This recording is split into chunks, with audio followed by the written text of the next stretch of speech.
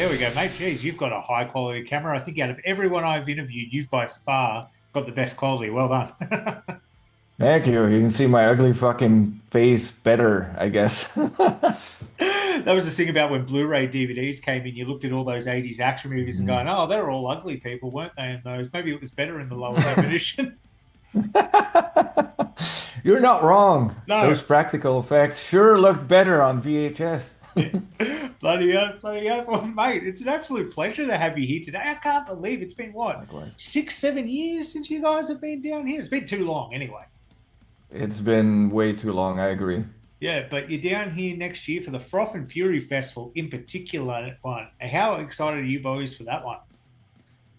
We're very excited. We've never played a festival in Australia. I think we've done a smaller thing in Adelaide once when we did a tour with, I think it was with Psycroptic, Oh, which yep, was yep. pretty cool. But we've never done an actual festival, so very excited to do that for the first time and see you cunts beat the shit out of each other.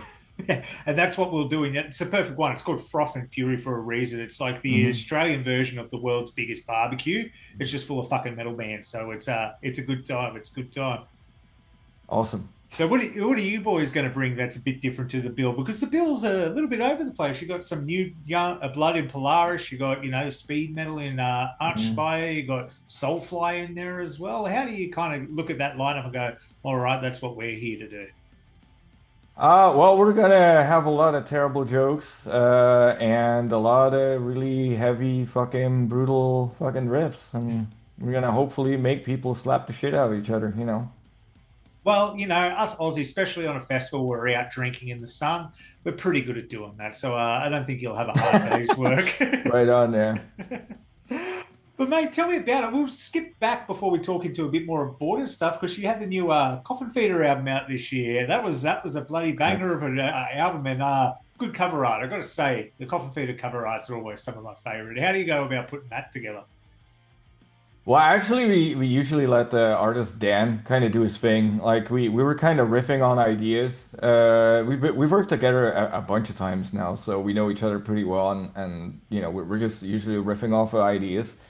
The idea for this one was, since it's called Big Trouble, we kind of wanted to imagine the most ridiculous scenario that is actually possible. And that was like, what would be the most ridiculous place to have all these 80s characters fight it out? And the White House was the answer. That would be the most fucked up place for that to happen. So fun fact is that the artwork actually got banned on digital Oh, suppliers. Thought that it was inciting violence and it was linked to the January 6th storming of the Capitol, which yeah. is it is not at all. I believe there is no Lopan and Skeletor and they live aliens involved in the January 6th, whatever thing in the States that happened. It's just the most ridiculous scenario we could think of, and someone has to politicize it for some reason. Well, we're just like, no, these songs are just about action movies. It's Yeah. all about action movies and placing these characters in ridiculous scenarios. And what would be more big trouble than the huge fight at the White House, right? Yeah. But Yeah. yeah, So you got in a bit of big trouble over that at the end of the day. So that's we kind of did. funny. We did get into a little bit of big trouble. Though at the same time, you mentioned that they live aliens. I'm like, well, maybe you were onto something there, man. So maybe you uncovered something that was not meant to be. Was not meant to be. I can neither deny or acknowledge that. Plausible deniability is always the best thing. Getting back to it, mate, it's been a long time since you've been down here. You've had several albums out since then as well. I know you've got the new album that was out last year, and you'll obviously play some stuff off that. But do you ever look at when you've had huge gaps in between coming to countries, like, oh, we should play some of songs off these albums because those guys missed it, or do you kind of balance new album with a little bit of the greatest hits, or is it just something you haven't thought about? I mean, honestly, since we all live pretty far from each other, it's going to be a similar set list to what we're going to be playing in the US before. Yeah. There's no option for us to practice in Japan and Australia before. but we haven't played anything of the new album, obviously, since haven't been in a while. So it's kind of going to be a bunch of stuff from the latest album mixed with the greatest hits, like you said. If there is such a thing in death metal, you know. Yeah, I was about to say the greatest hits of death metal. Is that just Hammer Smash Face by Cannibal Corpse and everyone else chucks in their own at the That's end of the day? exactly. Yeah, you know. No, but we're looking forward to it. And it's good to get that down. Do you have any fond memories from your past down here? Or is it just too long ago now? We're all getting older and it's harder to remember Oh the. no. No, remember it's always been great fun. The last time it was with Black Dahlia Murder was absolutely amazing. Great shows. And every time it just keeps getting better when we come back, so we're very excited to come back. The time before that we did quite a lengthy tour with Psycroptic, Hmm. which was a lot of fun. They're good friends, and we actually toured Australia. We didn't fly. We were in one van with both bands and crew.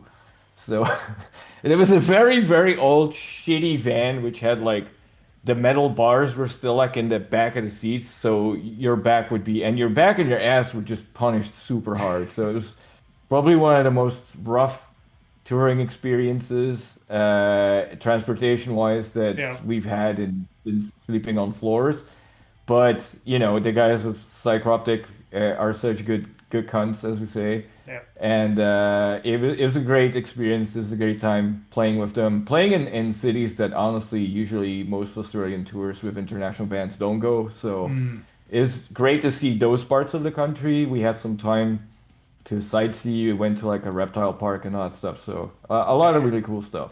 Oh yeah, it's funny that you mentioned that you did tours where a lot of people don't get to see. Now, people do go out to Perth, people do go out to Adelaide, but the festivals never go out that way. Like you're not fest, everything. So it's kind of funny to see all the comments of people in Sydney and Melbourne and Brisbane having a bit of a whinge at Froth and Fury is not coming over here when it's normally the exact opposite. So it's kind of a bit of a fuck you, and I love that because it's just the funniest thing at the end of the day because it's this amazing festival put on in the place we never put on festivals. So you're going to get a rowdy crowd for it. But you mentioned it earlier. You've never played an Australian festival.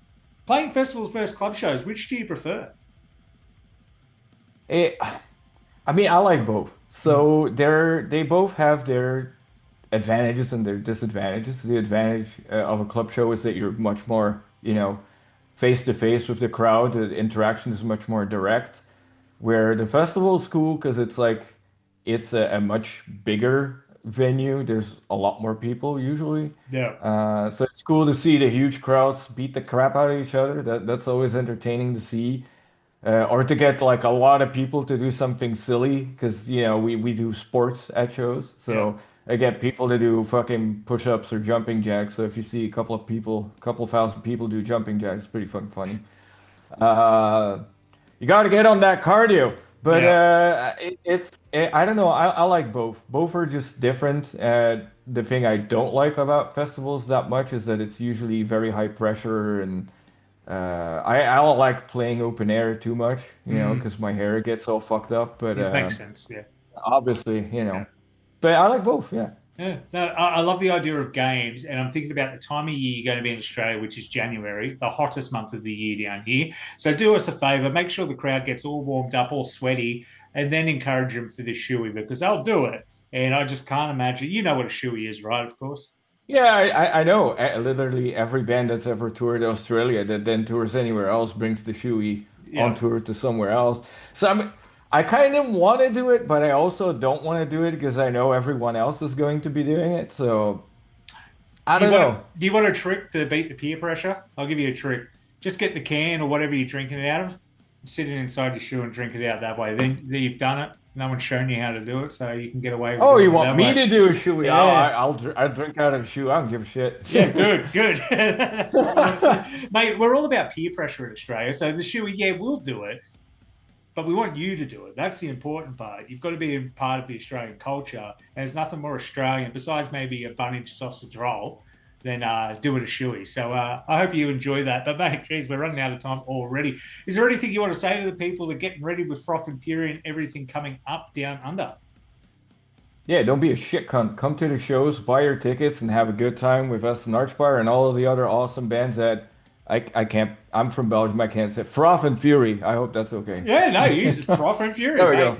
we're Australian. We talk lazy here. So even if you pronounce it wrong, we're just going to go, it's just the accent. Doesn't matter at the end of the day. So fuck yeah. I like it. Fuck yeah. All right, brother. It's awesome. Can't wait to see you guys down in January. Have fun and enjoy that nice short flight all the way down to Australia. Cheers, bro. Bye.